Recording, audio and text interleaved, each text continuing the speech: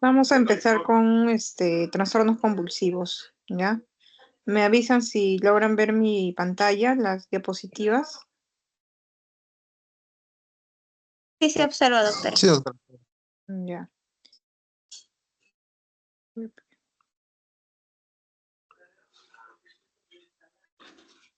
Bien.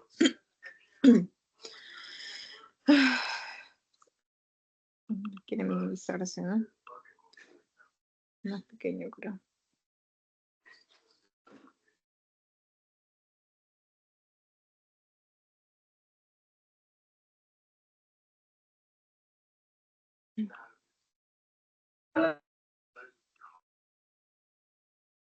Bien, bueno, hablar de trastornos convulsivos también es un poco ir hacia etapas muy antiguas en donde pues esta enfermedad era como considerada como una enfermedad impura, ¿no? A veces en la Edad Media incluso creían que era contagiosa, ¿no? Ya en el siglo XIX se sabía que pues podía ser secundaria una lesión del sistema nervioso y en el siglo XX ya se tuvo el concepto de un síndrome, ¿no? Entonces eso es lo que nosotros tenemos que diferenciar. La convulsión como un episodio paroxístico, ¿no? Y diferenciarlo de la epilepsia. ¿Ya? Al igual que cuando hablábamos de cefaleas, que esta puede ser tanto un síntoma que forma parte de un síndrome, y también puede ser pues la patología en sí, ¿no? Primaria, ¿ya? Las convulsiones también. La convulsión puede ser parte de un síndrome, un conjunto de síntomas que corresponde a un síndrome, y a su vez conjunto de síndromes que pueden darme a mí un diagnóstico diferencial, ¿no? De distintas patologías, o ser considerada como epilepsia, ¿no? Ya, la convulsión es un episodio paroxístico producido por descargas anormales, excesivas o una actividad neuronal sincrónica en el cerebro, ¿no? 5 al 10% de la población dice que tendrá al menos una convulsión durante su vida, siendo la incidencia mayor en la primera infancia y al final de la vida adulta, ¿ya?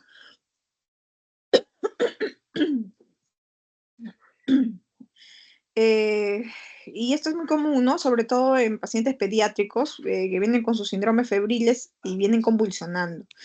Ya no quiere decir que si el paciente de repente tuvo un episodio convulsivo durante su vida va a transformarse en epilepsia, no siempre, ¿ya? Puede ser algo aislado. La epilepsia, en cambio, describe un trastorno en el que una persona pues tiene convulsiones o crisis recurrentes debido a un proceso ya crónico subyacente, ¿ya? A partir de la definición de epilepsia como 2 o más crisis no provocadas, su incidencia es de aproximadamente 0,3 a 0,5%. Y la prevalencia es de 5 a 30 por 1000 habitantes, ¿ya?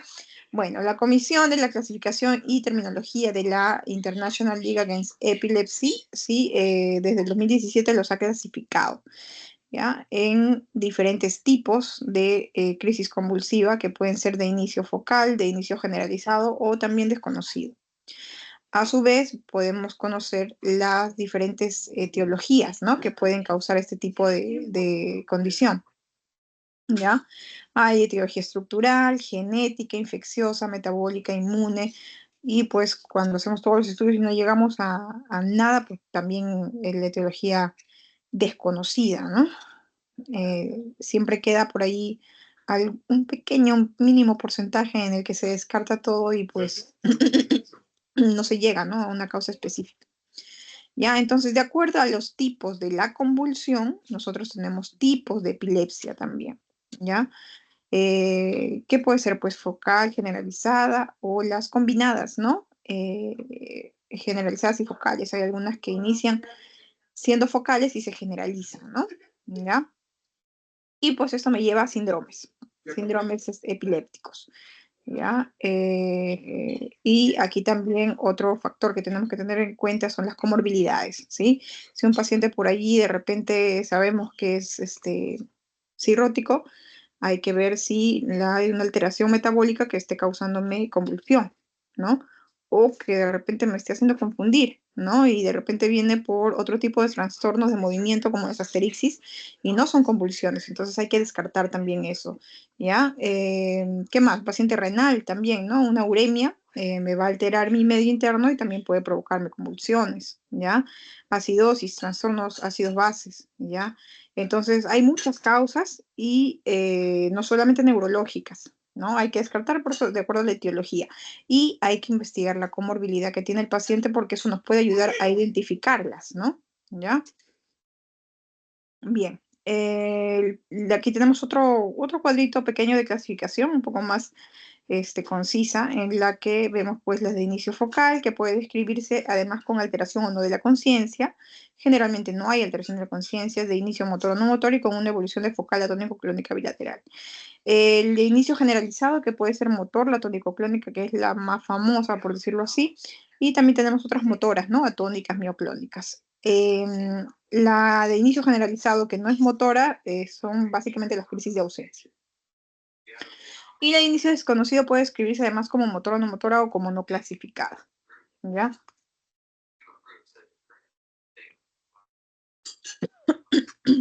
Ya. Convulsiones focales. Precisamente el nombre me va a mí a dirigir dónde se encuentra el origen, ¿no? Se origina dentro de redes limitadas a un hemisferio, ¿ya? Pueden estar localizadas de forma discreta o distribuidas de forma un poco más amplia, pero siempre, chicos, un solo hemisferio, ¿ya?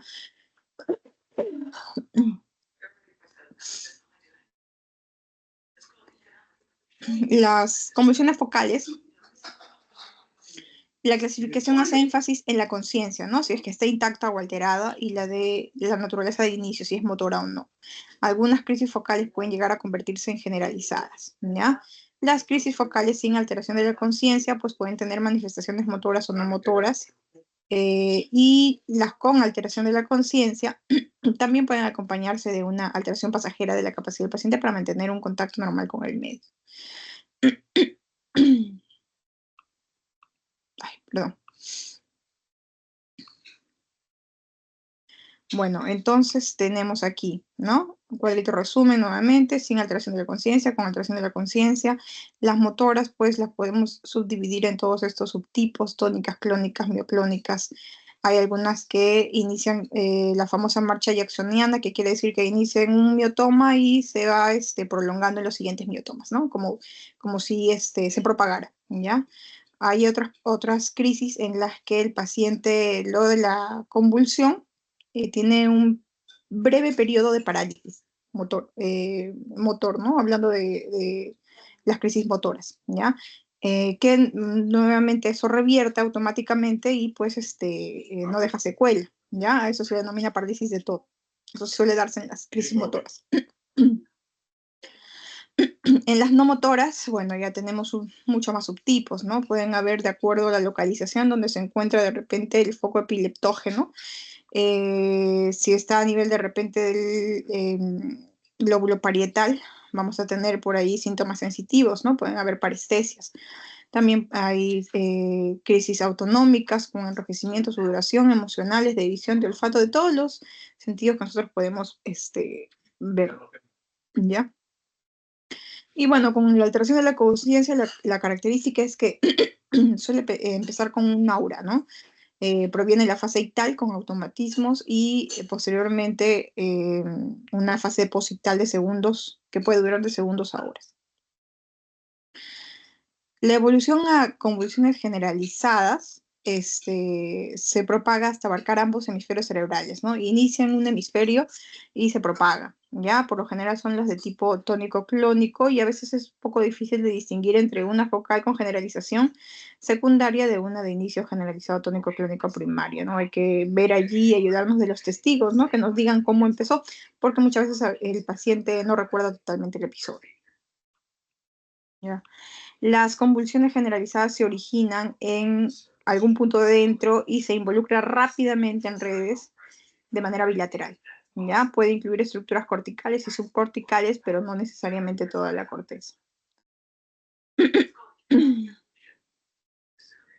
Como podemos ver en esta imagen, ¿no? Inicia en un punto gatillo, pero se disemina de manera rápida a nivel subcortical, cortical, de manera bilateral, ¿no?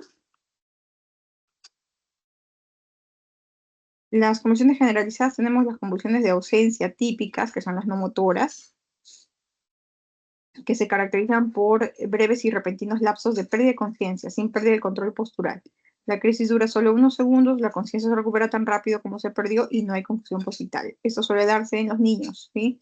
A veces estos datos nos los puede dar las profesoras, ¿no? Porque suele a veces aparecer durante las clases en el colegio o, bueno, en casa hay que también estar vigilando, ¿no? De manera un poco más exhaustiva porque puede que no nos demos cuenta. Simplemente el niño está jugando y de pronto deja de jugar por unos segundos o por unos minutos y vuelve a seguir jugando. Entonces es una clásica convulsión de ausencia típica. ¿Ya? Bueno, ya vamos a ver más adelante que para confirmar el diagnóstico tenemos que hacer exámenes auxiliares, ¿no? Uno de ellos es el electroencefalograma, en donde vamos a ver, pues, las distintas ondas, ¿no? De descarga, de espiga o ondas generalmente, ¿no? En este caso de las ausencias vamos a ver clásicas ondas de espiga y onda de 3 Hz generalizadas y simétricas, ¿ya? Que comienza y termina bruscamente sobre un electroencefalograma normal. Las atípicas, en este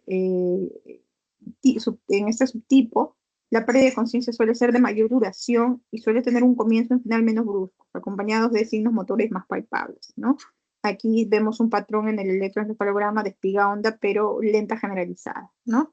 Una frecuencia de menos o igual a 2,5 por segundo, suele acompañarse a veces de anomalías estructurales como retardo mental y suelen no responder muy bien a los anticonvulsivantes, ¿no?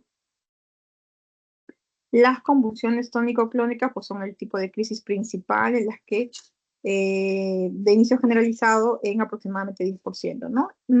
La causa más frecuente de las tónico-clónicas, chicos, recuerden, son los trastornos metabólicos, ¿ya? Entonces, vamos a ahondar un poquito más en esto. Las tónico-clónicas tienen una fase inicial que suele ser tónico, ¿no? Como su mismo nombre lo describe. A veces hay un grito ictal, ¿no? Por una contractibilidad de los músculos, ¿sí? Se altera la respiración, las secreciones aumentan y se torna cianótico, ¿no? La contracción de los músculos mandibulares provoca a veces mordedura de lengua, por eso es que hay que tener mucho cuidado cuando vemos a un paciente convulsionando, tratar de, si se puede, pues ayudarla, ¿no? Al menos en esta fase que está tónico, que está inmóvil, ¿no? Y ponerle algo para que proteger la lengua. Bueno, posteriormente viene un aumento del tono simpático, aumenta la presión arterial, el ritmo cardíaco, el tamaño pupilar, y luego de 10 a 20 segundos continúa la fase clónica, ¿no? En la que hay estos movimientos, pues, continuos, ¿no? Producida al superponerse periodos de relajación muscular. Generalmente suele durar 1 minuto. Y la fase posictal, ausencia de respuesta, flacidez, ¿no? Salivación excesiva y muchas veces hay incontinencia vesical o intestinal, ¿ya? Aquí tenemos la fase tónica, en donde está, pues, predomina la contracción muscular sostenida. Luego viene una fase clónica con movimientos bruscos, involuntarios, ¿no? Y finalmente el agotamiento o la fase posictal, ¿no? Postconvulsivo, ¿ya?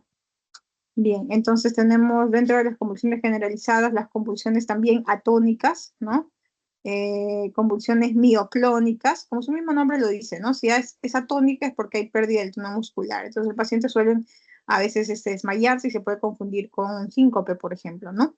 ¿Ya? En las mioclónicas, pues estamos hablando de contracciones musculares breves y repentinas de una parte del cuerpo o del cuerpo entero. Y los espasmos epilépticos, flexión o extensión sostenida breve de músculos, principalmente los proximales incluidos al tronco, ¿ya? Bueno, aquí tenemos algunos videos. Yo les voy a dejar esto para que ustedes lo vean en casa con mayor detenimiento. Aquí está el link. Así que vamos a pasarlo rápidamente, pero esto sobre todo a ustedes les va a servir cuando lleven semiología, ¿no? Y tengan que diferenciar qué subtipo de convulsión está presentando el paciente, ¿ya? En cuanto a los síndromes epilépticos, los trastornos en los que la epilepsia es una manifestación predominante y en los que hay pruebas suficientes para sugerir un mecanismo subyacente común se denomina síndrome epiléptico. A veces hay algunos genes que están relacionados con algunos síndromes clínicos, ¿no? Como por ejemplo convulsiones familiares benignas del recién nacido. Aquí tenemos el gen que está comprometido en este síndrome, ¿ya? La función del gen, en este caso, por ejemplo, las subunidades de los conductos de potasio regulados por voltaje, las mutaciones en las regiones del poro reducen del 20 al 40% las corrientes de potasio y ello culmina en deficiencias en la repolarización, ¿no? Entonces va a haber una alteración en los mecanismos de repolarización y eso me va a llevar a episodios convulsivos, ¿no? Bueno, eso se ha identificado este gen y por lo que se puede, en algunos casos, correlacionar, ¿no? Tenemos, por ejemplo, a ver, la epilepsia mioclónica progresiva, ¿no? Que también se identifica en este gen, en el cromosoma 6. Y bueno, aquí el paciente pues tiene un mecanismo hereditario autosómico recesivo que comienza entre los 6 a 19 años y la persona muere en términos de 10 años, ¿no? No tiene muy buen pronóstico. Aquí hay degeneración encefálica vinculada con la ilusión extracelular de poliglicosanos en diversos casos, ¿ya? Entonces hablamos de síndromes que a veces también están acompañados de otras alteraciones a nivel. Entonces, hay algunos genes que han sido localizados y algunos síndromes que ustedes pueden ir ya conociendo, muchas veces en la parte de clínica inicial no vamos a poder hablar uno del otro, ¿no? Ya vamos a ver sobre todo en pacientes pues, que tienen el diagnóstico de una epilepsia, ¿no? Se ha descartado todas las causas más conocidas, más comunes, y pues al descartarse el paciente incluso evaluación genética, ¿no? En donde podemos identificar estos tipos de genes, ¿ya? Bien, la epilepsia mioclónica juvenil también es un trastorno epiléptico generalizado de causa desconocida que aparece al inicio de la adolescencia y se caracteriza por sacudidas mioclónicas bilaterales únicas y repetitivas, ¿no? La conciencia no se altera a menos que las mioclonías sean especialmente intensas, responden bien al tratamiento anticonvulsivante y suelen existir antecedentes familiares. La causa es poligénica. Ya hemos visto en un cuadrito que también puede haber ahí una causa, ¿no? En cuanto al síndrome de Lennox-Gastaut, afecta sobre todo a niños, tiene una triada clásica en la que hay múltiples tipos de crisis, hay descargas de espiga y onda lenta de menos de 3 Hz en el electroencefalograma y hay alteración de la función cognitiva, ¿ya? Las causas son múltiples, mutaciones de novo, anomalías de desarrollo, hipoxisquemia perinatal, traumatismos, infección y otras lesiones adquiridas, ¿ya? Lamentablemente muchos de ellos tienen mal pronóstico, ¿no? Otro síndrome de epilepsia es el del lóbulo temporal mesial. Es el síndrome más frecuente que se acompaña de crisis focales, ¿no?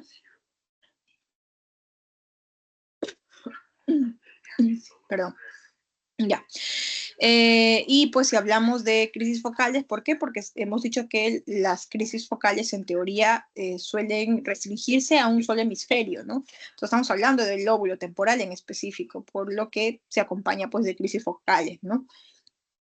Con alteración de la conciencia. Y es ejemplo de un síndrome epiléptico con signos clínicos, electroencefalográficos y patológicos característicos, ¿ya?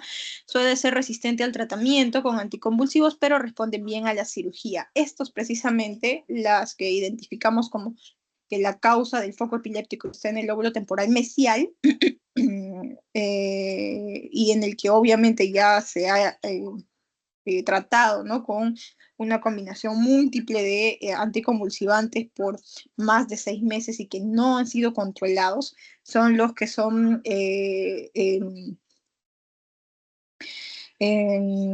tienen pues tienen indicación de la cirugía, ¿ya? En los otros casos no, porque si hablamos de una generalizada, por ejemplo, no vamos a operar ni a reseccionar pues ambos hemisferios, ¿no? Entonces, eso es imposible. No vamos a ocasionar más daño a un paciente, ¿no? La idea es que con la cirugía o con el tratamiento médico nosotros recuperemos la calidad de vida del paciente, no empeorarla, ¿no? Entonces, en este caso se puede hacer lobectomías o resecciones de la parte del lóbulo temporal mesial, con lo que se logra controlar las crisis convulsivas, a veces no al 100%, pero sí para que pueda ser controlado ya solo con un medicamento y de esa manera pues llevar un estilo de vida mucho mejor, ¿no? ¿Ya? Entonces, las características aquí las tenemos, hay que evaluar antecedentes. A veces algunos pacientes tienen antecedentes de convulsiones febriles en la infancia que han continuado, ¿no? Esto no sucede en la mayoría, como les he mencionado, pero en algunos casos sí tienen este antecedente, ¿no? ¿Ya? Antecedentes familiares de epilepsia también, y de comienzo precoz sobre todo, ¿ya?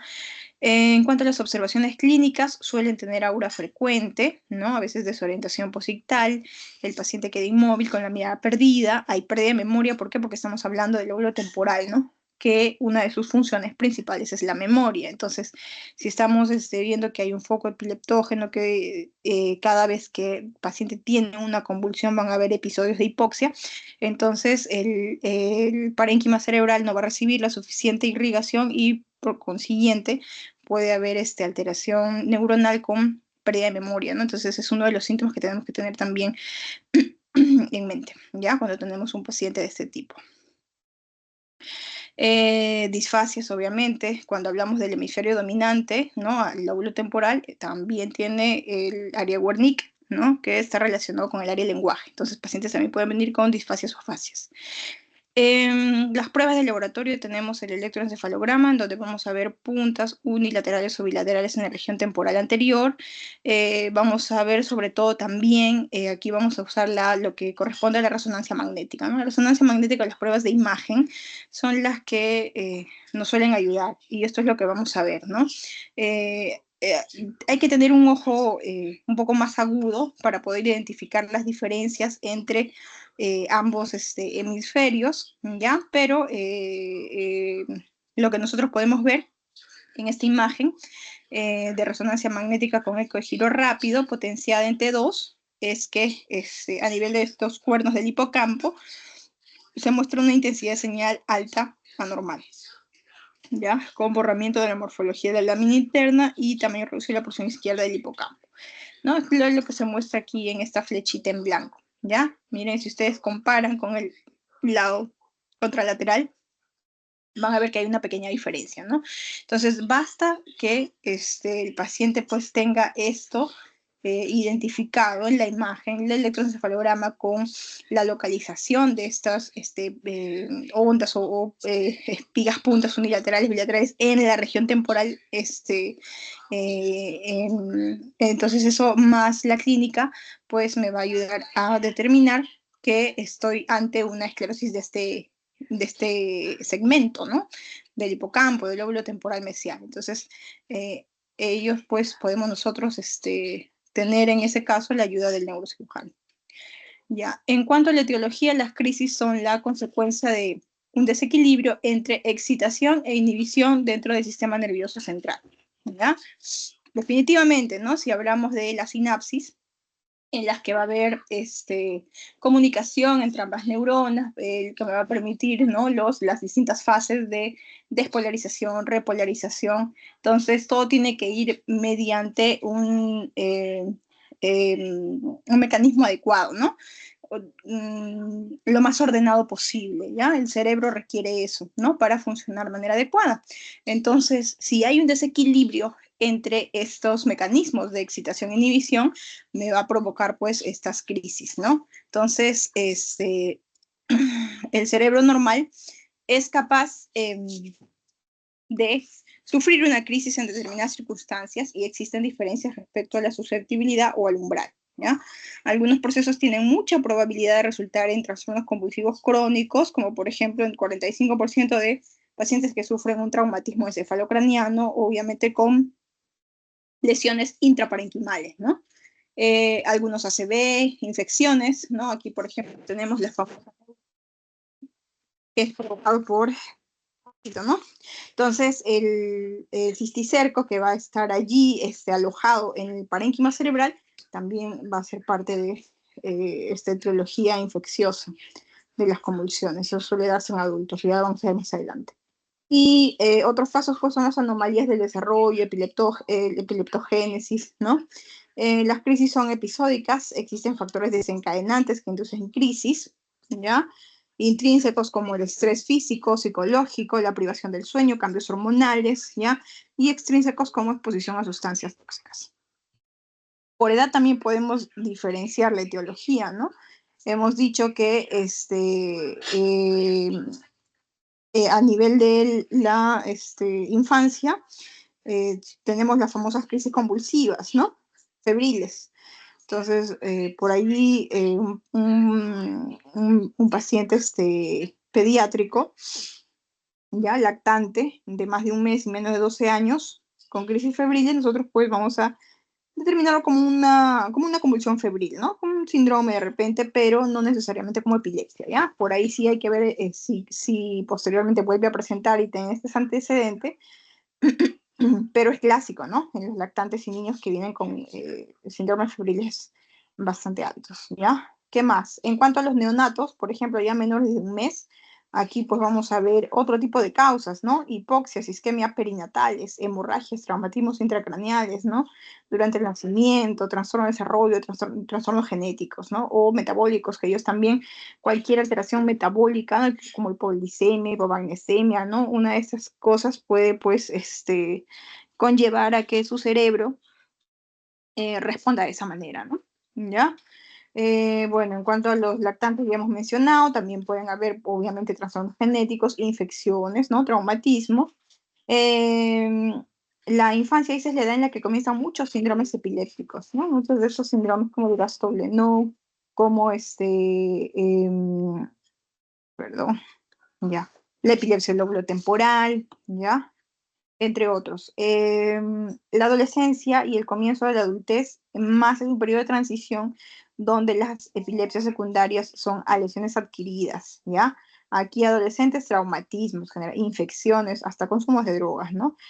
Por ahí uno que otro también hay en la infancia, aunque un poquito más entre niños y adolescentes, algunos tumores, ¿no? También, lamentablemente. Adultos jóvenes, lo principal son los traumatismos, consumos de drogas, tumores, ¿no? Abstinencia de alcohol, y en adultos más de 35 años ya a veces también enfermedades cerebrovascular, tumores cerebrales, trastornos metabólicos.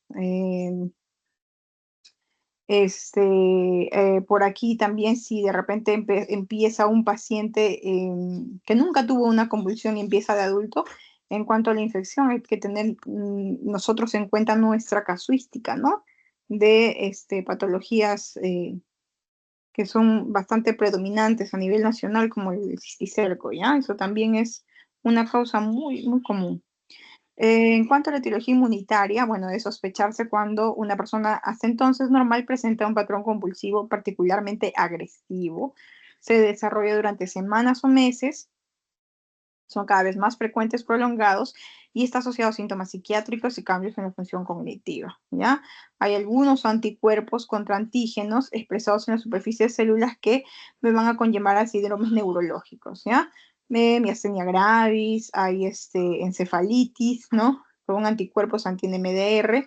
Tenemos otras encefalitis límbicas, ¿no? Síndromes cerebelosos, trastornos del sueño también, mira, asociados también con algunos anticuerpos que llevan hacia un síndrome convulsivo. ¿Ya? Aquí tenemos algunas imágenes. Esta imagen de aquí por resonancia magnética, vamos a ver pues que es un paciente con una encefalitis autoinmunitaria con anticuerpos contra el receptor GABA, ¿no? Entonces aquí hay hiperintensidades múltiples y bilaterales, como ustedes pueden notar, ¿no? Anormales, que predominan en el lóbulo frontal y temporal y pues van a ser focos epileptógenos, ¿ya? Aquí tenemos otra secuencia de resonancia magnética, ¿sí? En donde vamos a ver también las mismas características, ¿no? Con hiperintensidades correspondiente a una encefalitis límbica. Bueno, en este caso el paciente se estudió y pues encontraron anticuerpos contra esta estructura, ¿no? En cuanto a las causas farmacológicas, también es bastante común, así que hay que hay que preguntar, ¿no? A nuestros pacientes qué medicamentos ingiere. ¿Ya? Aquí hay, por ejemplo, algunos antimicrobianos o antivirales que pueden asociarse a veces a convulsiones, ¿no? Algunos anestésicos, inmunomoduladores, ¿no? Pacientes que están de repente en tratamiento por algún tumor o algún cáncer, bueno, también. Psicotrópicos, antidepresivos, antipsicóticos, litio, medios de contraste radiológico, ¿sí? O etapas de abstención, ¿no? Hablando de patologías psiquiátricas, abstención del alcohol, de barbitúricos, ¿no? De benzodiazepinas, también pueden los pacientes presentar síndromes convulsivos. Y nada que hablar de drogas ilegales, ¿no? Como la anfetamina, la cocaína, el metilfenidato, ¿ya?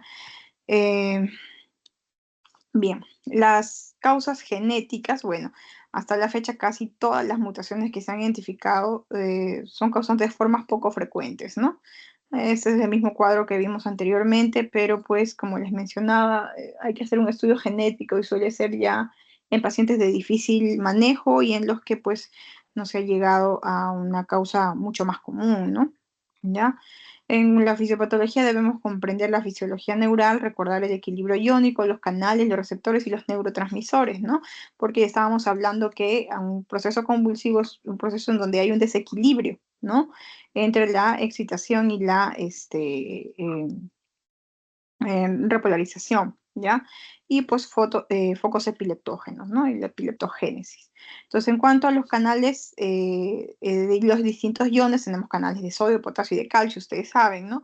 Entonces, en los canales de sodio vamos a ver que puede haber algunos alteraciones que gatillan potenciales de acción luego de despolarizaciones parciales de la membrana.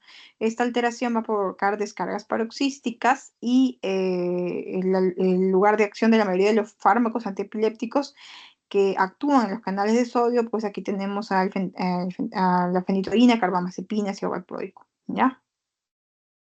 Los canales de potasio van a participar de la repolarización e hiperpolarización, ¿no? Ustedes ya conocen los canales de potasio.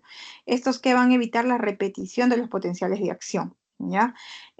Su alteración que va a provocar hiperexcitabilidad, porque si ya no actúan, ¿no? La repolarización, el paciente va a estar siempre, ¿no? Despolarizando. Entonces siempre va a haber estímulo para el potencial de acción. Entonces, al no haber un mecanismo, entre comillas, controlador, ¿no? O que evite la repetición del potencial de acción, pues va a provocar hiperexcitabilidad y también estos crisis convulsivas, ¿ya? En los canales de calcio hay que recordar que hay 5 subtipos que están regulados por cambios de voltaje y por la activación de receptores GABA B posinápticos, ¿no? La entrada de calcio presináptico genera liberación de neurotransmisores, ¿no? ¿Recuerdan su imagen de los axones, ¿no? Y las vesículas con los neurotransmisores en la sinapsis? Bueno, el presináptico es para liberar los neurotransmisores y los posinápticos para la despolarización sostenida, ¿no? ¿Ya? Y para la latencia, ¿no? Permanente de estos, de la polarización. Los canales de tipo T participan en ritmicidad en el tálamo cortical y esto se ve sobre todo en las crisis de ausencia. ¿Ya? ¿Qué más tenemos que recordar? Los sistemas, ¿no? Glutamatérgico principalmente por el neurotransmisor excitatorio, el glutamato, y el GABAérgico, que es el principal neurotransmisor inhibitorio, ¿no? Entonces también una alteración en estos neurotransmisores también va a conllevar a lo mismo, ¿no? Entonces, en cuanto al sistema glutamatérgico, solo el 20 a 30% actúa como neurotransmisor. Aquí tenemos dos tipos de receptores y pues ambos están implicados en focos epileptógenos, ¿ya?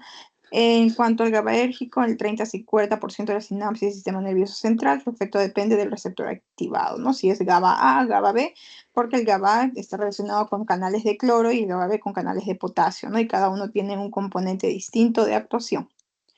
En cuanto al mecanismo de inicio, la despolarización relativamente prolongada de la membrana neuronal debido a la entrada de calcio extracelular, ¿ya? Luego, ¿qué va a provocar? La abertura de los conductos de sodio dependiente de voltaje. la generación de potenciales de acción repetitivos y enseguida potencial de hiperpolarización regulado por receptores GABA o los canales de potasio, ¿no? Estamos hablando de repolarización, ¿ya? Y eso que me conlleva a una crisis focal. Con una activación suficiente se reclutan neuronas circundantes a través de una serie de mecanismos sinápticos y no sinápticos como la elevación del potasio extracelular, que atenúa la hiperpolarización y despolariza las neuronas vecinas, acumulación de calcio en las terminales presinápticas que lleva a liberación constante de neurotransmisores y la activación inducida por despolarización del subtipo NMDA de los receptores aminoácido excitadores, ¿no? Que provoca mayor entrada de calcio y activación neuronal. Además, interacciones cefápticas que provocan cambios en la osmolaridad de los tejidos y edema celular y reclutamiento de un número suficiente de neuronas que provoca la propagación de la actividad convulsiva hacia las áreas contiguas de las conexiones corticales. En cuanto al diagnóstico, chicos, no se olviden que una exploración neurológica completa con énfasis en la búsqueda de signos de la lesión cerebral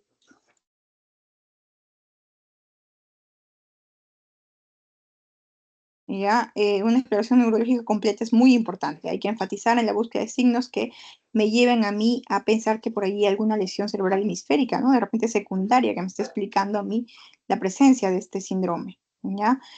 Un estudio minucioso del estado mental puede sugerir la presencia de lesiones en los lóbulos también, ¿no? Y la exploración de los campos visuales, ¿ya? Cuando hay alteración en las lesiones del nervio óptico o lóbulos occipitales. Entonces, ¿qué debemos hacer?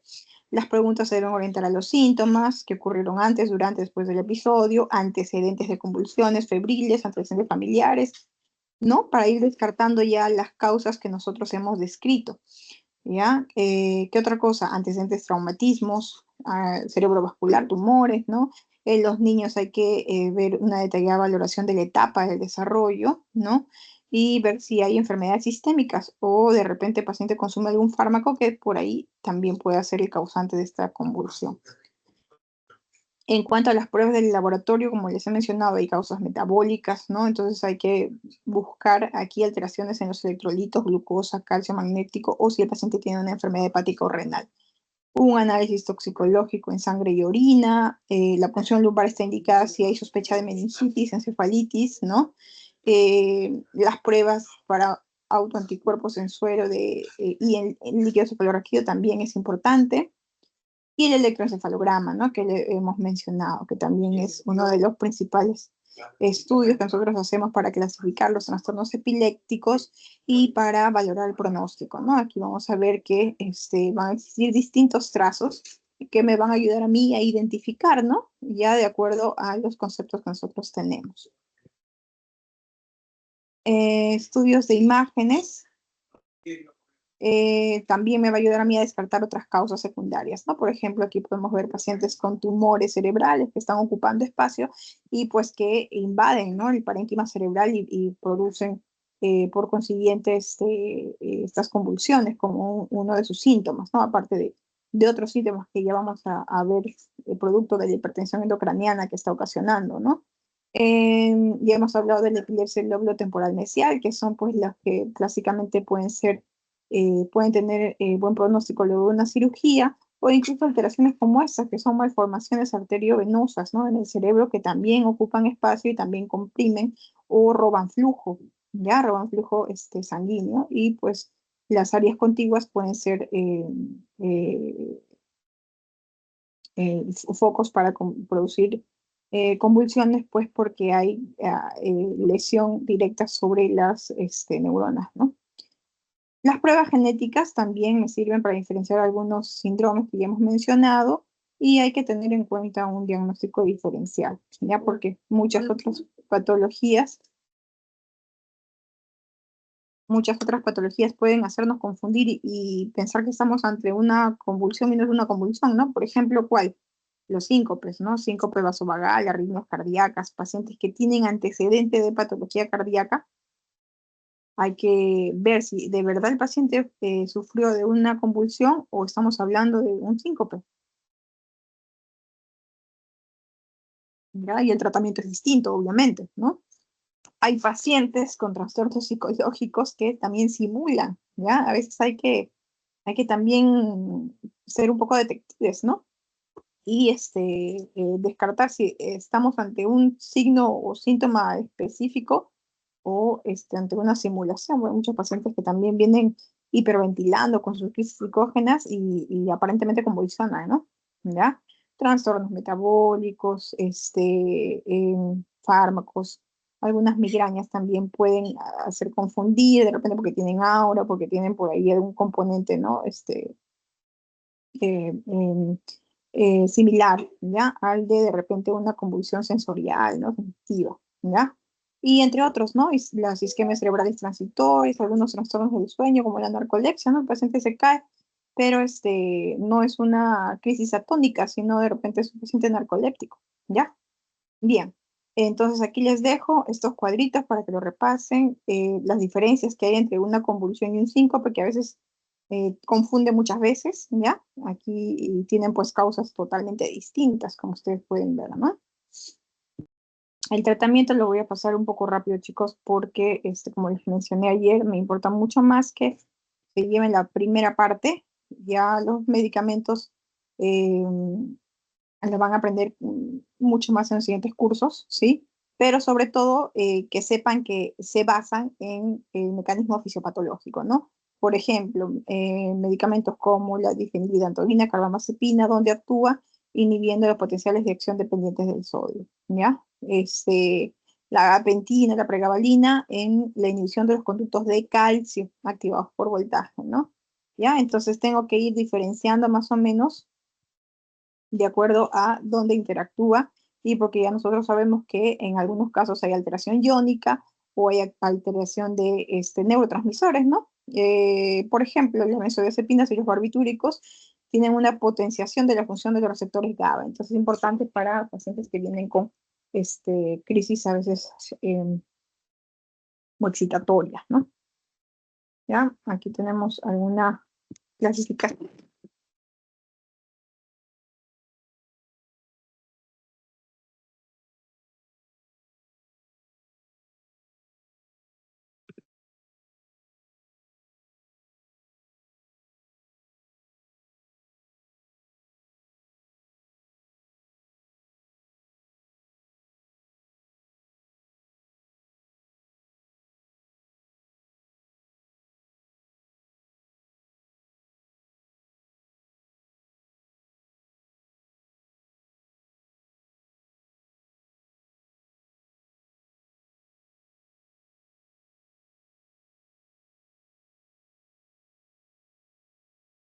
Ya.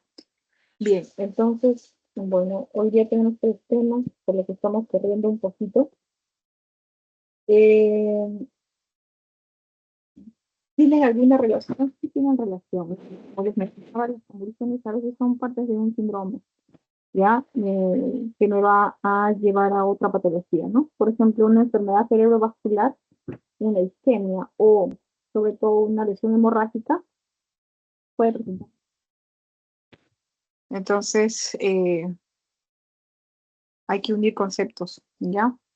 Vamos a hablar ahora de la enfermedad cerebrovascular.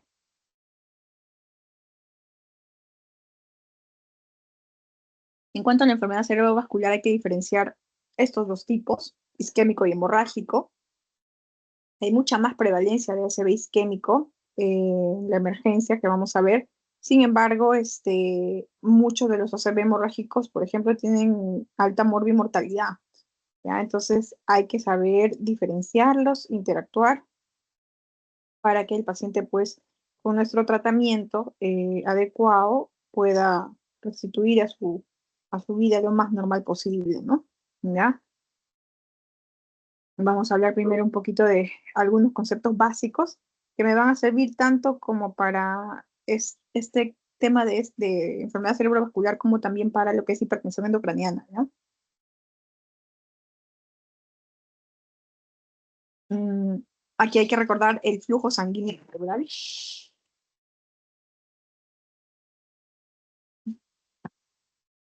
El tejido cerebral requiere un aporte continuo de sangre, ¿no? Recuerden que el metabolismo eh, eh, a nivel del sistema nervioso central es un metabolismo aeróbico.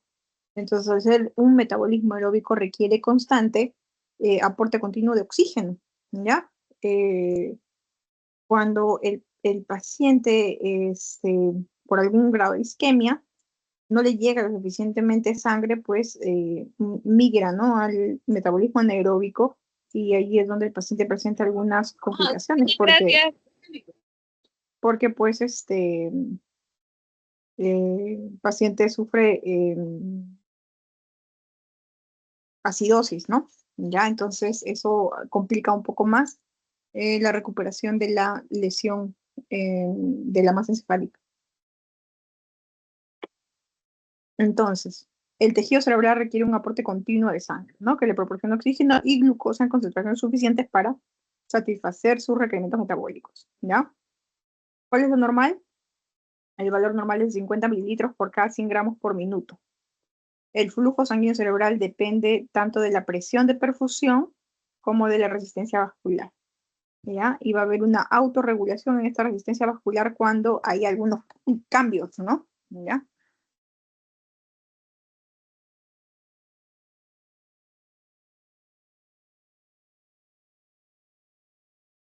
Bien, el flujo sanguíneo cerebral normal es de 50 a 60. Lo importante es que me va a dar una cantidad adecuada de oxígeno y glucosa para su metabolismo y para mantener las funciones de las neuronas, ¿no? El metabolismo cerebral, bueno, el cerebro pesa aproximadamente 1.200 a 1.500 gramos, representando solo el 2% del peso corporal, pero a pesar de ser tan pequeño, recibe el 15% del gasto cardíaco, ¿no? Es uno de los órganos nobles que ya ustedes en su fisiología cardiovascular han visto cómo se distribuye la sangre, ¿no? Aparte del riñón, que también requiere bastante porcentaje del gasto cardíaco, el cerebro es otro órgano noble importante, ¿ya? Él utiliza el 20% del oxígeno y el 25% de la glucosa consumidos por el cuerpo entero. Entonces, aproximadamente el 60% de la energía producida mantiene los gradientes iónicos transmembrana, ¿ya? Para, pues, las funciones de sinapsis, ¿no? Y el 40% es utilizado para la síntesis y liberación y recaptación de neurotransmisores para el recambio de estructuras celulares, ¿ya? Así más o menos se divide la energía, ¿no?, obtenida del metabolismo cerebral, ¿ya? Tanto el consumo de oxígeno como de glucosa, así como el flujo sanguíneo cerebral, varían de acuerdo a las necesidades y diferentes funciones de cada región.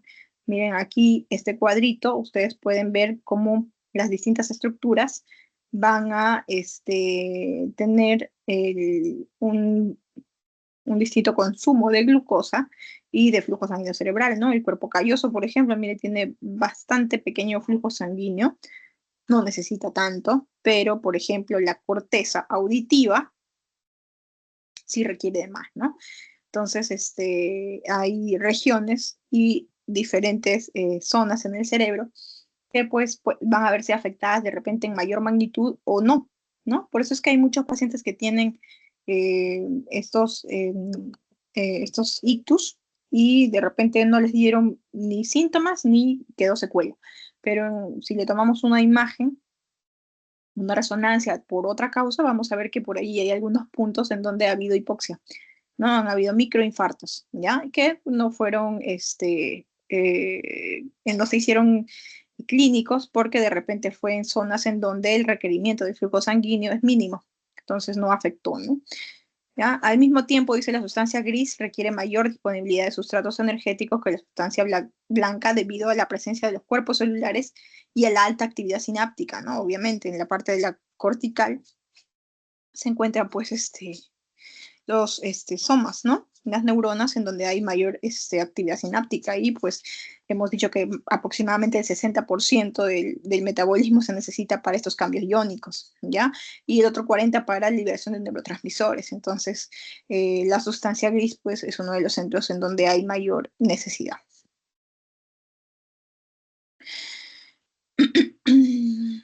Bien, la isquemia acelera la depleción de oxígeno y la fosforilación oxidativa, ¿no?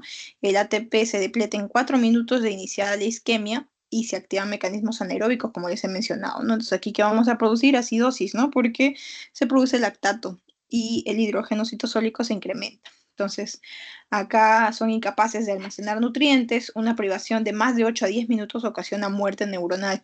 Y ustedes saben que una neurona ya no puede ser suplida por otra neurona, no van a ser otra neurona, ¿no? Ya simplemente el espacio que queda de la neurona que ha sido isquemizada se rellena con tejido conectivo, ¿ya? Entonces no recuperamos nuestras neuronas. Así que en cuanto a enfermedad cerebrovascular y a cerebro, estas son emergencias que tienen que ser atendidas de manera inmediata, ¿no? Para evitar esta muerte neuronal y por lo tanto el paciente no tenga pues secuelas, ¿no? O las secuelas mínimas, ¿ya? Hay que repasar la vasculatura cerebral porque si estamos hablando de que va a haber isquemia, ¿qué quiere decir? Que va a haber una obstrucción de algún vaso sanguíneo, ¿no? Entonces, de acuerdo al vaso que ha sido obstruido, es que me va a dar síntomas. Si se obstruye, por ejemplo, la arteria cerebral anterior, voy a ver isquemia de qué? ¿Del lóbulo occipital? No, ¿no? Porque la arteria cerebral anterior irriga ¿qué? La parte frontal, ¿ya? Frontal basal, frontal medial, frontal lateral y puede llegar a la parte parietal, ¿ya? Pero no va a llevar al occipital, no va a llegar al cerebelo, ¿no? Entonces, de acuerdo a eso, yo voy a tener síntomas específicos de repente del lóbulo frontal y ya con la clínica nada más yo voy a sospechar que la alteración del flujo se encuentra en la arteria cerebral anterior, ¿no? ¿Ya? Entonces, es importante que ustedes recuerden el polígono de Willis, ¿no? Las arterias que irrigan las zonas hemisféricas y los lóbulos correspondientes, ¿no? Cuando se trata de una circulación anterior que viene de la carótida, ¿no? Interna y de repente una circulación posterior que suele darse de la arteria vertebral y sus ramas, ¿ya? Bien, bien, aquí ustedes pueden ver, recordar que hay zonas pues bastante elocuentes, que si hay alteración en estas zonas va a ser mucho más notoria la clínica, ¿no? Si estamos hablando de repente que se isquemiza esta zona del habla, el paciente va a venir afásico, ¿no? O si se isquemiza la zona occipital, de repente el paciente tiene alteración visual. ¿Ya? Anatomía y fisiología para identificar solo con la clínica, la localización, la topografía, ¿no? De la lesión, ¿ya? Y lo que hacen los exámenes complementarios precisamente es complementar nuestro diagnóstico, ¿no? Ya en la resonancia yo voy a comprobar que está en esa zona y sobre todo ver la magnitud, ¿no? De la lesión. Bueno, el ACV puede ser isquémico en un 87% de casos y hemorrágico en el resto, ¿no? De estos puede ser intraparenquimal, que también es un poco más frecuente que el correspondiente a una hemorragia subaracnoide espontánea, ¿no? Que corresponde al aproximadamente 3%, ¿ya? Sin embargo, a pesar de que, miren, son valores un poco más bajos, la hemorragia subaracnoide espontánea suele ser causa de una ruptura de un aneurisma y estos pacientes a veces no llegan al hospital, ¿no? Porque ustedes saben que la ruptura de un aneurisma es casi mortal. Y si es que llega, algunos llegan pues en un estado de coma.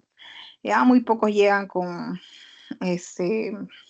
un estado del sensorio un poco más, eh, eh, más estable, ¿no?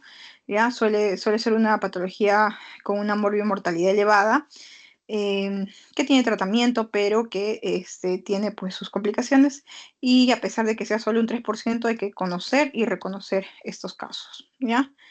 El ACV isquémico está conformado por una serie de trastornos cuyo denominador común es la afectación de la circulación cerebral, ¿no?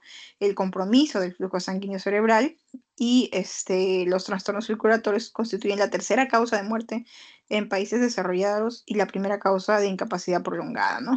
Y es muy importante a nuestros pacientes no solo salvarles la vida, sino que queden lo más, con una calidad de vida adecuada, ¿no? ¿Ya? ¿Hay factores de riesgo para ictus? Sí. No modificables, modificables bien establecidos y modificables potenciales, ¿no? Los no modificables, pues tenemos aquí la edad, el sexo, la raza, ¿no? En los que podemos modificar, sí, tenemos aquí la hipertensión arterial, la diabetes, marcadores de ateromatosis, ¿no?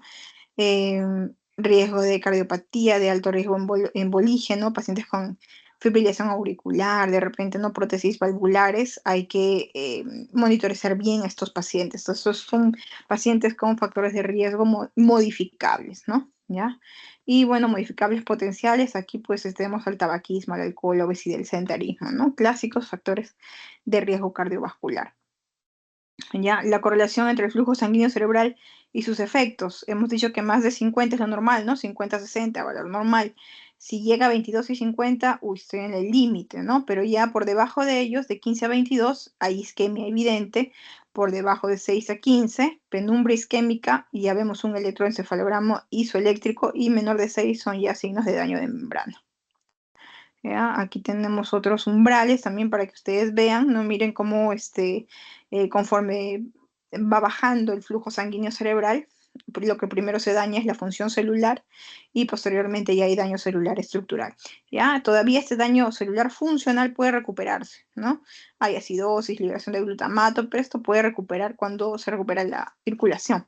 Pero cuando ya hay daño celular, ya por debajo de 20, despolarización anóxica, ya difícilmente, ¿no? ¿Ya? Aquí ya no se puede recuperar. Cuando dice el flujo sanguíneo alcanza los 10 mililitros por 100 gramos por minuto, más de 30 minutos, el daño neuronal es irreversible. Bien, entonces la fisiopatología para la isquemia es obviamente disminución del flujo sanguíneo cerebral por menos de 20 mililitros, ¿no? Por cada 100 gramos de tejido por minuto, ¿ya? Esto conlleva menor oxígeno, menor aporte de glucosa, lleva a disminución del metabolismo aeróbico, y por lo tanto pasa a un metabolismo anaeróbico en donde ustedes saben que hay menor capacidad de producción de ATP. ¿Ya? Otra cosa importante que ustedes tienen que reconocer es la penumbra isquémica, ¿ya? Ya estas zonas que nosotros vemos acá en circulitos del cerebro, es el modelo compartimentalizado de la isquemia cerebral. El número 4, que es el núcleo por el core, es a veces irrecuperable porque es la zona más isquemizada, ¿no? Pero la zona adyacente, la zona circundante al infarto, es la zona de penumbra. ¿Qué quiere decir? Aquí todavía hay circulación colateral, ¿no? Entonces, esta zona es la que hay que recuperar, porque si nosotros no damos un tratamiento adecuado, el flujo es inadecuado, no solo se va a infartar esta zona 4, sino también la 3 y la 2, ¿no? Entonces, nosotros tenemos que evitar que aumente el daño, ¿no? Entonces, el paciente llega a nuestras manos con un infarto solo en esta zona. Nuestro tratamiento tiene que ser lo más adecuado posible para que el flujo llegue de manera adecuada, y esta zona de penumbra que puede tener alguna alteración de repente solo no estructural, ¿no? Sino iónica o momentáneo, ¿no? Entonces se recupera el flujo y esto va a recuperar su función. Miren cómo va progresando la penumbra si es que no hacemos nada, ¿no? Si el paciente de repente se demora en llegar a la emergencia, si llega más de 7 horas, como esta zona de depresión, ¿no? Ese centro necrótico va aumentando, ¿no? Va aumentando y lamentablemente perdemos esta zona que podría ser recuperable, ¿ya? Las neuronas se recuperan si el flujo sanguíneo cerebral se restaura. En 30 minutos tenemos un centro necrótico pequeño, pero ya en 7 horas, como ustedes ven, la penumbra desaparece, ¿no? ¿Ya? Esta es la cascada isquémica, ¿no? Hay disminución del flujo sanguíneo cerebral, despolarización, liberación de glutamato, lo que perdura mis procesos de despolarización. Esto genera aumento de sodio intracelular, edema y daño tisular, ¿ya? ¿Qué más? La despolarización también aumenta el calcio intracelular. Esto activa enzimas líticas, libera radicales libres y también me provoca daño celular. El aumento de requerimientos metabólicos con depresión de ATP lleva a un daño tisular, ¿no? Cuando no tiene requerimientos suficientes, ¿ya? La glucólisis anaeróbica libera ácido láctico y genera daño celular. Por otro lado, la translocación de proteinquinasas, hay inhibición de síntesis de proteína y por lo tanto daño tisular. Y la degradación de la fosfatidilcolina y otros fosfolípidos de membrana me lleva a liberación de radicales libres, terminando en daño tisular, ¿no? Y finalmente la inflamación y la activación de la microglia, que ambos con activación de leucocitos y liberación de radicales libres conllevan a daño tisular y apoptosis, ¿ya? Bien. Concepto de neuroprotección, cuando hablamos de tratamiento, esto tiene que ser tanto no farmacológico como farmacológico. El cerebro solo tolera valores normales en todas las funciones vitales, ya para una adecuada función. Entonces, ¿qué tenemos que controlar? Que la presión arterial sea la adecuada, que la viscosidad sanguínea no sea demasiado, ¿no? No haya demasiada viscosidad porque si no, no va a circular adecuadamente el flujo, ¿ya? Que la glicemia sea lo más normal posible y que la temperatura esté dentro de lo normal, ¿ya? En cuanto a la farmacológica, bueno, tenemos distintos medicamentos, ¿no? Que me van a ayudar a mí a tratar de modular la respuesta inflamatoria y a recuperar el flujo sanguíneo, ¿ya? En cuanto a la presión arterial, permanecer con hipotensión arterial va a persistir en la disminución del flujo sanguíneo cerebral, ¿no? Y es lo que no queremos. Entonces, a veces los pacientes vienen con hipertensión, pero es una hipertensión en respuesta, ¿no? A esta interrupción del flujo. Entonces, si la presión sistólica está menos de 200 y la diastólica está menos de 120 o la PAN está menos de 130, no hay que reducir más la presión arterial. ¿Por qué? Porque está tratando de compensar, ¿ya? La disminución del flujo sanguíneo. Si nosotros llevamos hasta los valores normales, esto no va a llegar a un flujo adecuado y va a persistir la isquemia, ¿ya? En cuanto, si tenemos más de 200 a 230 o una diastólica entre 120 y 140, sí hay que tratar de usar algunos bolos de antihipertensivos, pero no para llevarlos hasta los valores normales, ¿no? Es importante un periodo corto de hipertensión, ¿ya? Y si es más de 230 o más de 140 la diastólica, inclusive usamos nitroprusiato de sodio en infusión. La glicemia, bueno, la hiperglicemia me va a llevar a liberación de ácido láctico y liberación de radicales libres, así que hay que controlar la glicemia, ¿no? Según algunas guías, la presencia de hiperglicemia triplica el riesgo de muerte en pacientes no diabéticos con infarto cerebral y aumenta el grado de discapacidad de los sobrevivientes. Así que también hay que controlar la hiperglicemia, tratando de tampoco no llevarlo hasta casi valores normales, ¿no? En este caso hay que tratar de controlar lo máximo posible, ¿ya? Y ir disminuyendo lentamente. Bien, el aumento de la viscosidad sanguínea que me lleva a resistencia vascular, ¿no? No hay un adecuado flujo sanguíneo si es que aumenta la viscosidad, entonces tampoco me conviene tener aumento de la viscosidad sanguínea. La hipertermia me lleva a apoptosis y a liberación de glutamato, lo que conlleva a un daño celular consecuente. Y en cuanto a la temperatura, la hipertermia es perjudicial en pacientes con ictus agudo. La hipotermia inducida no es un procedimiento de rutina. Lo óptimo es inducir hipotermia en las primeras 6 a 12 horas, aunque ahora no se usa mucho, ¿no? Pero lo recomendable es valores normales, ¿ya? Un término que quiero que recuerden también es la excitotoxicidad, ¿ya? Un flujo sanguíneo cerebral por debajo de 22 mililitros por 100 gramos por minuto da lugar a liberación de grandes cantidades de glutamato, ¿no? Como decíamos, que induce pues despolarizaciones recurrentes, ¿ya? En la zona de penumbra isquémica. Si las concentraciones extracelulares de este neurotransmisor se incrementan excesivamente, va a desencadenar reacciones patológicas que conducen a muerte de neuronas. Eso se llama excitotoxicidad. ¿Por qué? Porque el glutamato está persistentemente permitiendo la excitabilidad de esta zona, ¿no? Entonces, liberando despolarizaciones y esto no es bueno para la célula, ¿no? Bien, ahora vamos a avanzar.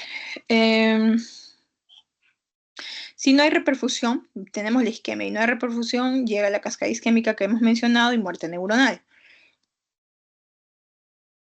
Si hay reperfusión y es tardía, también hay daño por reperfusión, ¿ya? Y si es precoz, pues, que es lo ideal, hay recuperación completa, ¿ya?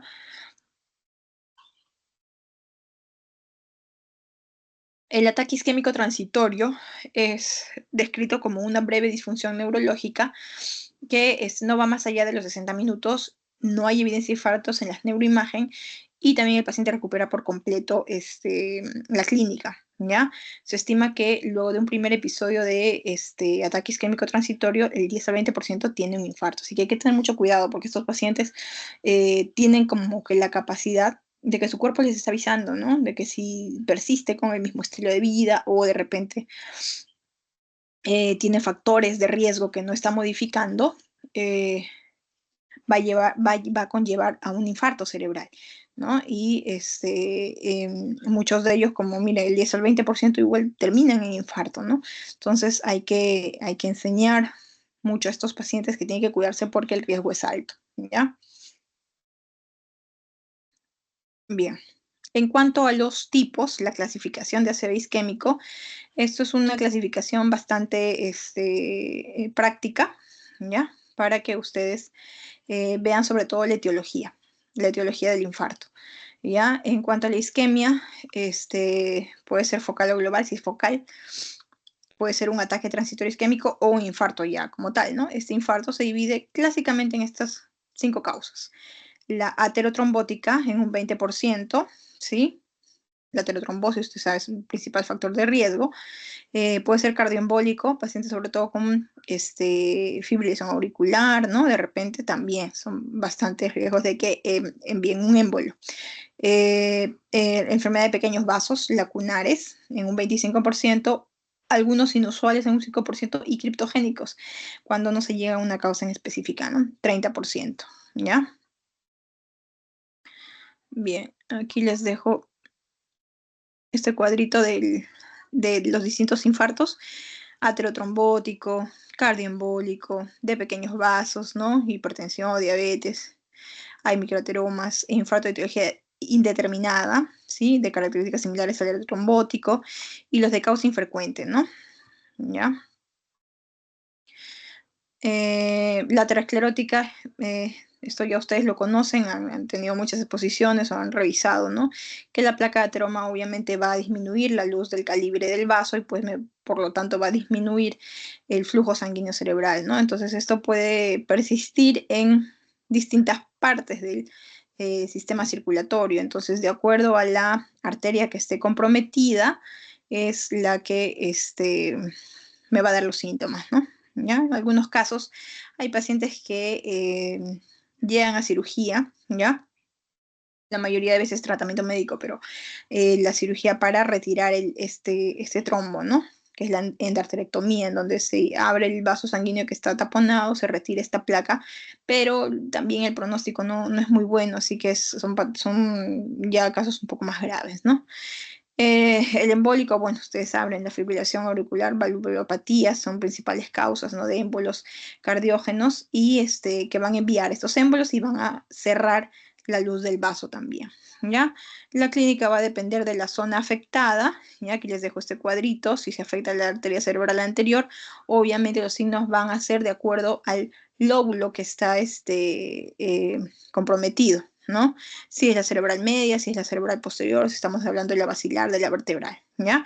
Ellos van a venir con una clínica bastante florida. El diagnóstico se basa en la anamnesis completa, la exploración neurológica y estudios de imagen, ¿no? Hay que siempre cuando estamos sospechando de un paciente con un infarto cerebral descartar que no sea una hemorragia, porque el principal tratamiento en pacientes que llegan en menos de 6 horas es la trombolisis, ¿no? Entonces, para aplicar esta trombolisis, tenemos que descartar que el paciente no sangre, porque si no vamos a hacerlo sangrar más, ¿ya? Y por eso necesitamos una tomografía inmediata, ¿no? ¿Ya? Mira, aquí está necesario para el episodio agudo, para descartar hemorragias. Obviamente la tomografía no es tan sensible para detección temprana de isquemia, pero me descarta hemorragia, que es lo que yo necesito para confirmar y iniciar tratamiento. Ya, la resonancia es lo más sensible y específico para evaluar estos focos de isquemia.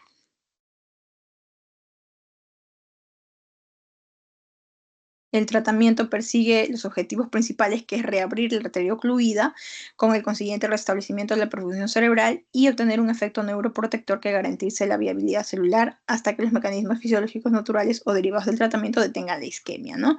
Entonces, el primer objetivo tiene como principal herramienta a los agentes trombolíticos, ¿no? Estos fármacos tienen la capacidad de aumentar la transformación endógena de plasminógeno en plasmina con la consecuente destrucción de la fibrina y la disolución de los coágulos, ¿ya? Entonces aquí tenemos al activador del plasminógeno tisular recombinante, ¿no? El alteplase, que es de tratamiento endovenoso y que es uno de los principales tratamientos cuando el paciente llega en el momento oportuno. Si el paciente llega más allá del tiempo indicado en las guías, ya no se puede hacer tratamiento con este alteplase. Ya solamente tratar de recuperar la zona de penumbra, ¿no? Bien, en cuanto al SB hemorrágico, hay primarias, obviamente es primaria o espontánea, ¿ya? Se debe a ruptura espontánea no traumática de vasos sanguíneos dentro del parénquima cerebral en ausencia de una lesión vascular, ¿ya? Aquí podemos ver, miren, esto es cómo se ve una hemorragia en una tomografía de cerebro, ¿ya? La epidemiología hemos visto que no es tan frecuente como los strokes, ¿no? Es un 10 a 15%. La hipertensión arterial es la causa más frecuente, ¿ya? Y otra causa frecuente son los anticoagulantes, pacientes que son usuarios de anticoagulación. Dependiendo de la causa del sangrado, la hemorragia intracerebral se clasifica en primaria y secundaria. Primaria, por la ruptura espontánea de pequeños vasos lesionados, como la hipertensión crónica y la angiopatía mieloide, es lo más común. Y la secundaria puede deberse a anomalías vasculares, malformaciones arteriovenosas, aneurismas, tumores o trastornos de coagulación. La fisiopatología, bueno, más o menos el hematoma que va a provocar en los primeros minutos ahora, va a haber disrupción mecánica de las neuronas y de la parte glial con correspondiente oligoemia e isquemia, ¿no? Si hay isquemia, ya sabemos que va a llevar a liberación de glutamato, ¿no? Y a influjo de calcio, falla mitocondrial, acumulación de sodio y edema citotóxico con necrosis, ¿ya? Si persiste sin tratamiento en las siguientes 0 a 4 horas, el mecanismo de estrés neuronal y glial va a persistir, ¿no? Con este influjo de calcio y de falla mitocondrial, llevando a edema citotóxico y necrosis. En las 4 horas a los 7 días siguientes, ya vamos a tener trombina, hierro, ¿no? Liberación de aldotransferrina. Liberación de todo esto, ¿a qué me lleva? Liberación de radicales libres, activación de la microglia, ¿no? Factores de complemento, factores de necrosis tumoral. Entonces, todo esto es como una cascada inflamatoria también, ¿no? Entonces, me lleva a apoptosis en las neuronas y en la glía y a un rompimiento del tejido conectivo en la barrera hematoencefálica, ¿no? Con expresión de moléculas de adhesión, ¿ya? Entonces, esto que me va a provocar un aumento en la permeabilidad de la barrera hematoencefálica con consiguiente edema vasogénico, ¿eh?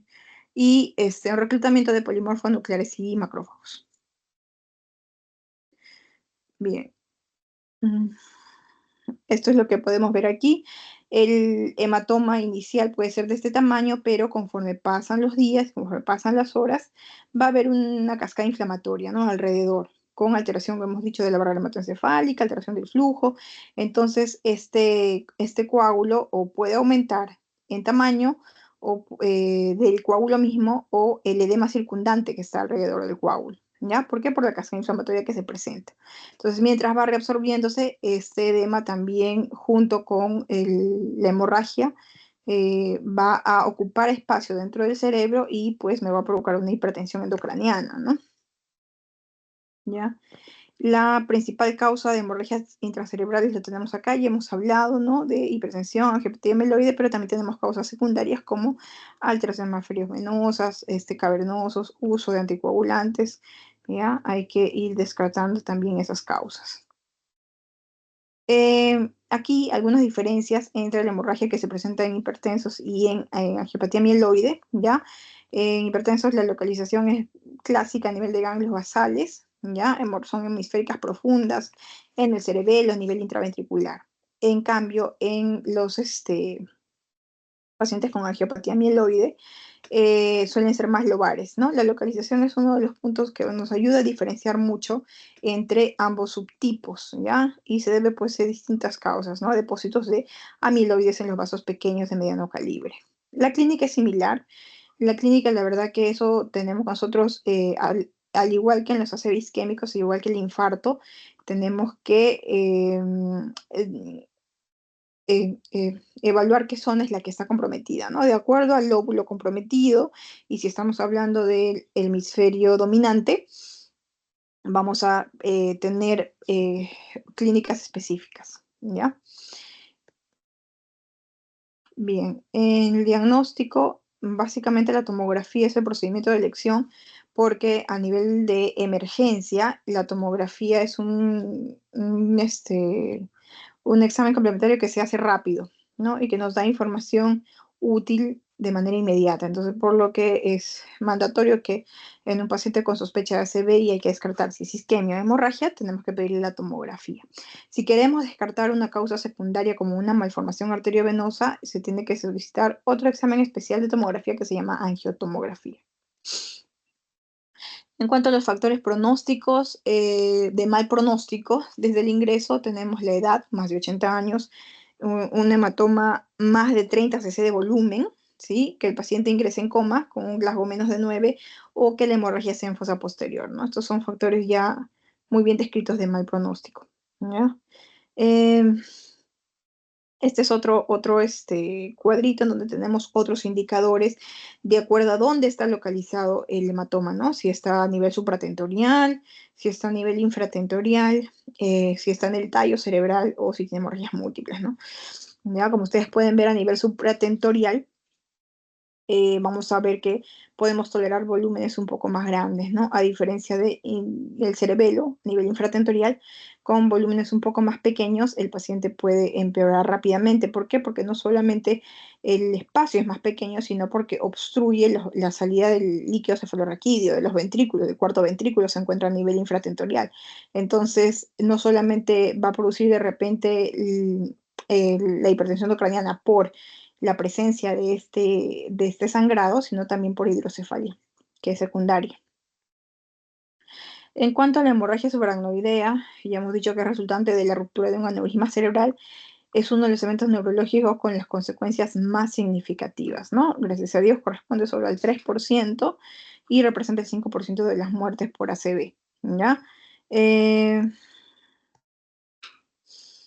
Los factores de riesgo son los mismos, cardiovasculares, hipertensión, tabaco, alcohol, cocaína, ¿no? Es importante, pero no modificable el factor de riesgo es la predisposición familiar. Entre un 20% de los pacientes con HCA tienen historia familiar, ¿no? Parientes de primer grado tienen 3 a 7 veces más riesgos de presentar. ¿Ya? El carácter y clave de la cefalea, del 5 al 20% no son diagnosticados en la primera consulta y aproximadamente el 50% de pacientes pierden la conciencia al momento de la ruptura, ¿ya? Aquí tenemos las localizaciones de los distintos aneurismas clásicamente. Suelen darse en las bifurcaciones, ¿no? Miren, aquí tenemos bifurcaciones de la arteria comunicante anterior, de la comunicante posterior, de la basilar, de la cerebral media, ¿no? Y es lo que vemos en esta imagen que es de una angiografía cerebral, que es el gold estándar para diagnosticar este tipo de patologías, ¿ya? Bien. Los mecanismos de daño cerebral luego de un HCA, pues son los mismos casi de sangrado en general, ¿no? Que hay un mecanismo constrictor, ¿no? Por sangre en las cisternas, hay aumento de la presión intracraneal, disminución de la perfusión cerebral, ¿no? Hay alteración iónica, ¿no? Con aumento del influjo de calcio y de potasio. Biomecánica, porque también a veces el sangrado, como les mencionaba, provoca obstrucción de la salida del líquido cefalorraquídeo y puede provocar hidrocefalia, ¿no?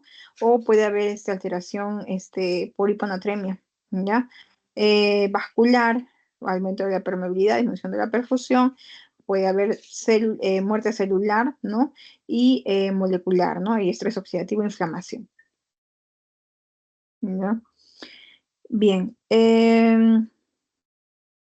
Aquí tenemos la etiología de algunos aneurismas, si bien es cierto, pues, lo clásico es que sean espontáneos, pero en algunos pequeños casos, por ejemplo, hay de etiología traumática, ¿no? Que puede presentarse también, o inflamatorios bacterianos, también puede haber alteración de la pared vascular, ¿no? Y generar esta debilidad de la pared con consiguiente formación de este sáculo, ¿ya? En cuanto al diagnóstico, bueno, la tomografía es el gol estándar, pero si la tomografía es negativa, podemos realizar una punción lumbar en donde vamos a ver células, un líquido cefalorraquídeo, pues, santocrómico, ¿no?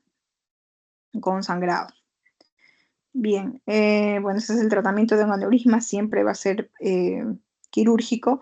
Hay que reforzar la pared del aneurisma, ya sea con un clipaje o endovascular con estos coils, ¿no? Bien, bien, chicos. ¿Alguna duda, alguna pregunta?